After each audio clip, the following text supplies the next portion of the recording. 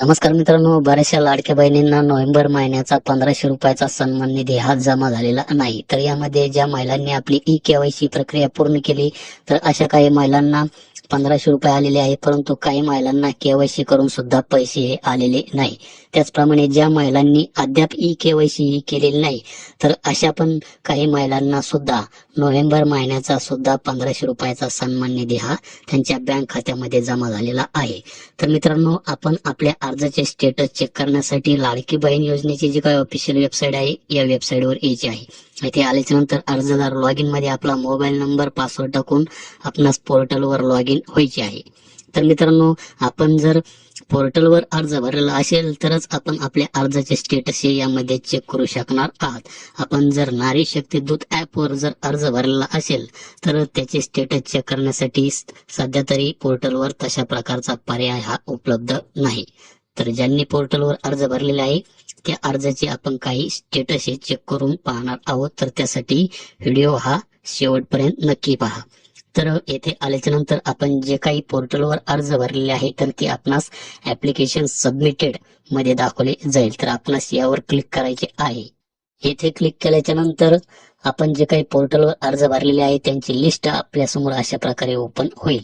तर application status मध्ये आपण पाहू शकतात की येथे सर्वांचे स्टेटस हे अप्रूव्ड आहे आणि जे काही संजय गांधी निराधार योजनेचे लाभार्थी असेल तर त्यांच्या समोर अशा प्रकारे यस नावाचे ऑप्शन आपणास यामध्ये पाहायला मिळेल.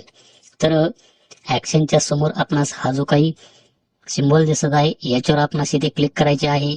येथे क्लिक केल्याच्या नंतर मित्रांनो आपण पाहू शकतात की 31/12/2025 या तारखेला 500 रुपये या महिलेला मिळालेले आहे. ट्रान्झॅक्शन स्टेटस मध्ये आपण पाहू शकतात की हे पेड आहे.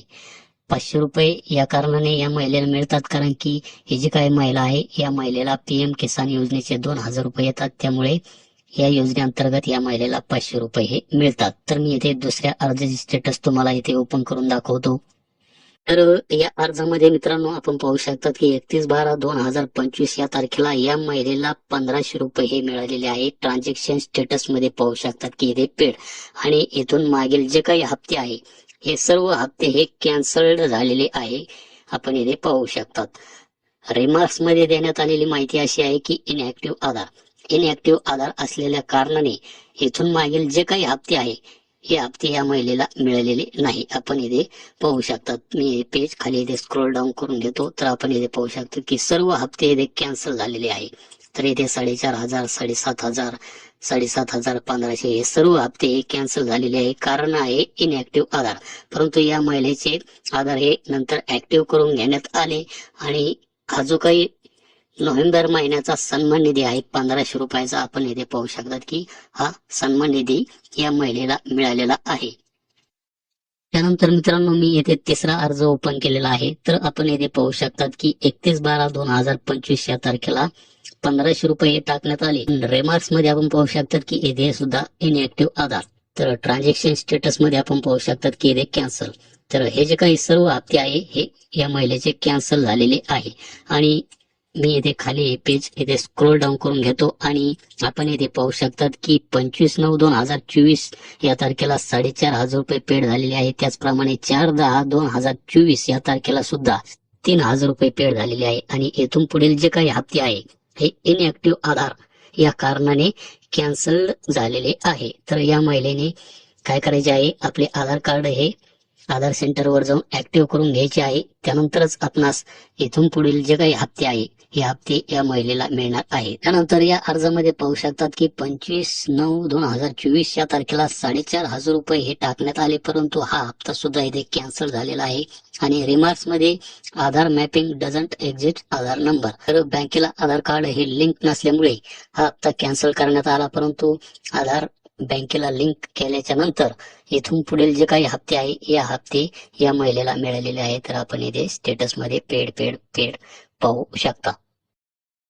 त्यानंतर या अर्जामध्ये पाहू शकतात की 11/3/2025 ला 1500 रुपये मिळालेले आहेत. त्यानंतर चौथ्या महिन्याचे पैसे मिळालेले नाही, डायरेक्ट 5व्या महिन्यातले पैसे मिळालेले आहेत. त्यानंतर 6व्या महिन्यातले सुद्धा पैसे मिळालेले आहेत 1500 रुपये.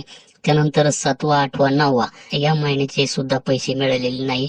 तर डायरेक्ट येथे 10/10/2025 या तारखेचे 1500 रुपये मिळालेले आहेत. त्यानंतर जो काही 11वा महिना आहे त्याचे सुद्धा 1500 रुपये मिळालेले आहेत. त्यानंतर येणारा जो काही हप्ता आहे 12व्या महिन्याचा 1500 रुपयाचा म्हणजेच नोव्हेंबर महिन्याचा, हा सुद्धा या महिलेला मिळालेला नाही.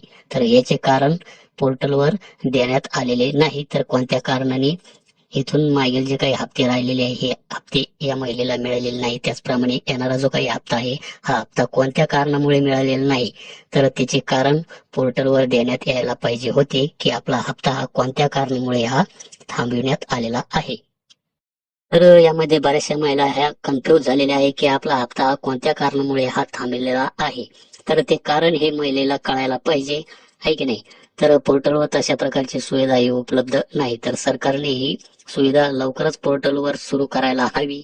कारण की आपला जो काही हप्ता आहे हा हप्ता कोणत्या कारणामुळे बंद झालेला आहे हे समजल्यावरच आपण थोडेसे शांत बसू. परंतु तशा प्रकारचे ऑप्शन सध्या तरी पोर्टलवर पाहायला मिळत नाही. तर या व्यतिरिक्त जर आपले काही प्रश्न असतील तर खाली कमेंट सेक्शनचा वापर करा. भेटूया अशाच एका नवीन व्हिडिओ नवीन अपडेटमध्ये. धन्यवाद.